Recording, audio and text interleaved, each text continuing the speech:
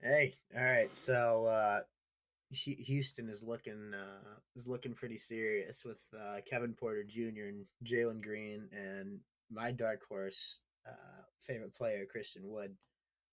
Um, what are your thoughts, Timmy? What are you seeing from this young core? I mean, you've been on Christian Wood since the beginning.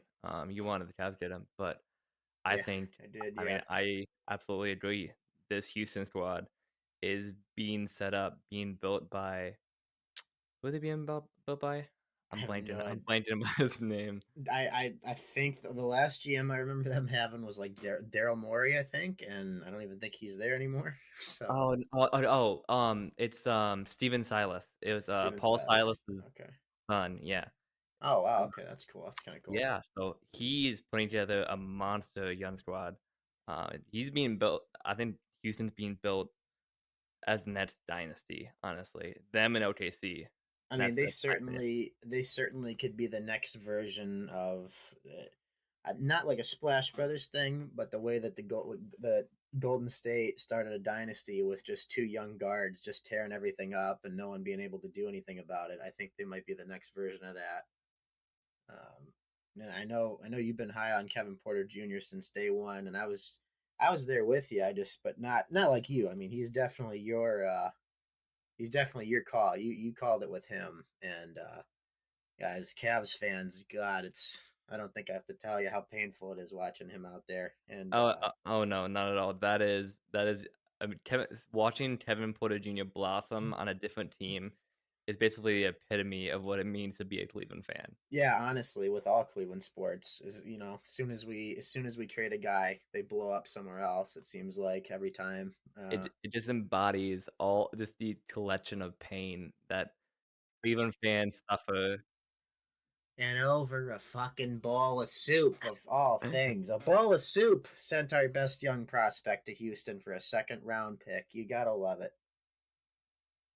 I mean, yeah, for second round for basically for Yeah, free. It yeah, was top 55 yeah. protected, like, he was just trying to get him out of here. I mean, He wasn't that's even gonna give us the next Matt Mooney. For those who aren't don't follow the Cavs closely, uh, Matt Mooney is a journeyman guard that is going to be playing two-way contracts for the rest of time, and that's about all we're getting out of a pick that we just gave up a future just dominant guard for. So, and he looks. You were telling me the other day he looks like he's about 6'7" or 6'8" now, and he's knocking down threes like it's nothing, which was the only thing he couldn't do before well, he looked like he was 6'5", 6'6" already with his, with his with big his air. Yeah, hair last year, but he legitimately grew an inch and a half, 2 inches, and he looks like he's 6'7", like a solid 6'7" out yeah, there. that's Like, not an NBA 6'7", like a true yeah, 6'7". that's And yeah, he's hitting threes, like, he went 5 for 9, I it's think, hard to watch. in a preseason game the other day, with Jalen Green also putting up buckets and having, like, 22 points himself. Yeah, yeah. Like, the setup to be a dominant pairing, like, I was thinking before, we started here, who to compare them with, and I don't think they No, have a no, definitely comparison. not. I mean, they're gonna be a brand new they're going to be a brand new thing, a brand new phenomenon in the NBA. And if things go like they should, I mean, this is going to be a 1-2 combo that we're going to be talking about 20, 30 years from now. And I mean, that's asking a lot. Yeah, it's asking for a lot of things to go right. The main thing is you got to have both guys keep their heads on straight, not get in any trouble. And the main thing is like each other. If I can comment on that, them staying out of trouble, that's what John Lucas III is there for. If you remember, that's who LeBron James dunked over Yeah, in Miami. when Yeah. he was with Miami.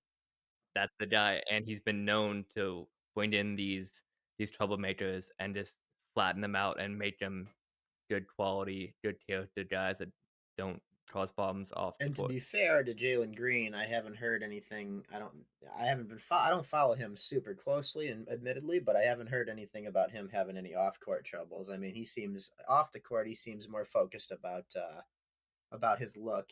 Trying to trying to have the coolest hairdo and the most suave look entering the stadium seems to be about his only thing he cares about off court. So that shouldn't really be a problem. But those two having chemistry and liking each other is the main thing. But boy, Jalen Green looks really nasty out of the gates here.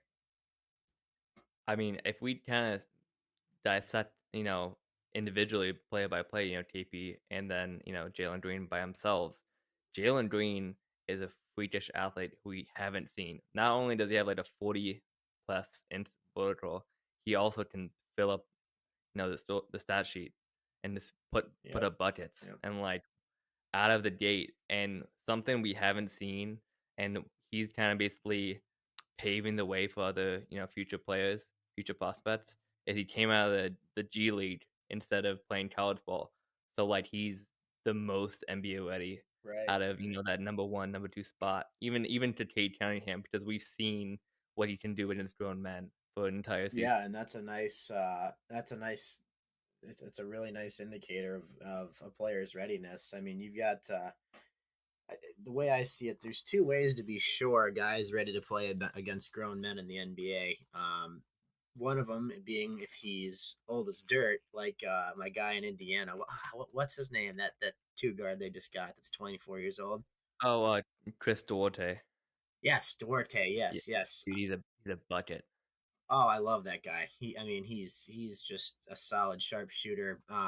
And he looks like he's been in the league for years because Like he's 24. he's 24. Yeah, so if it's either that or if a guy can go straight to the G League and prove that he's ready to go against grown men, you got to take that guy.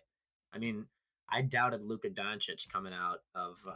Admittedly, I didn't watch much of him, but I had doubted him coming out of the Euro leagues because I was like, well, he doesn't have the athletic capabilities that a lot of NBA guys do. Like I don't know, he's not that fast. I didn't know he could shoot like he could. I didn't know he had any of the tools he Oh, has. Duarte. And I also no, Luca, Okay, Luca. yeah. And I didn't factor in that he was playing over there against grown men since he was what wasn't it like Like 13 years 13 or old he 14. Yeah, started. he moved out on his own at like 13 years old, Yeah. and then he was in the like Barcelona, I think, system Yeah, for like so all of the 6 years. Yeah, so all of the NBA GMs and presidents of basketball operations that are totally going to hear this podcast, if you see a guy balling against grown men since the time he was 13 and winning MVP at 16, that's the number one pick of the draft right there.